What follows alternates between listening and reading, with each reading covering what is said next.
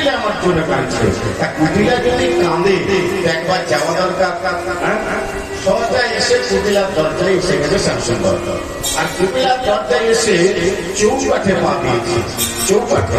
আর যাই না চৌকাঠে পা দেওয়া, কুটিলা কি বলে কাঁদছে জানেন? নন্দ নন্দন সুষেম সুন্দর সবই ভালোবাসে যাবে গো, নন্দন সুষেম সুন্দর সবে ভালোবাসে যারে গো, নন্দন সুষেম সুন্দর সবে ভালোবাসে যারে গো।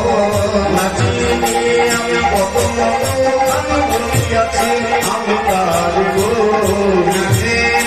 আমি কত বলিয়াছি আমি তারে গো, আমি কত বলিয়াছি আমি তারে গো।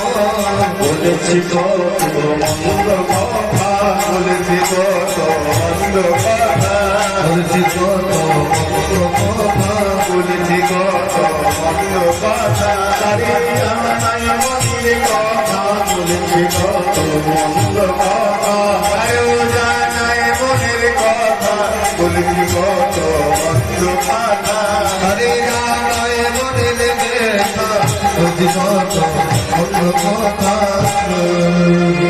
সোজা এসে কুটিলার ঘরে চৌকাঠে পা দিয়েছে। এখন চৌকাঠ কোনটাকে বলে জানেন? ঘরে চৌকাঠ কোনটাকে বলে? ধরুন ঘরে একটা দরজা আছে, দরজা এই দিকেরটা বাঁ দিকেরটা 1 2 3, নিচেরটা হচ্ছে 4, মানে নিচেরটা চৌকাঠ। আপনি গ্রামের মধ্যে একটা বাড়িতে দেখতে পাবেন, কিন্তু শহরের দিকে চলে যান দেখবেন বেশিরভাগ বাড়িতে চৌকাঠ নেই। কিন্তু শাস্ত্র লিখছে চৌকাঠ মানে নিচেরটা, 3টে আছে কিন্তু নিচেরটা নেই বেশিরভাগ বাড়িতে, নিচেরটা হচ্ছে চৌকাঠ, 4 নাম্বার। কিন্তু শাস্ত্র লিখছে, বাস্তুশাস্ত্র লিখছে বাড়িতে চৌকাঠ রাখা খুব জরুরি, বাড়িতে চৌকাঠ রাখা খুব জরুরি। কেন?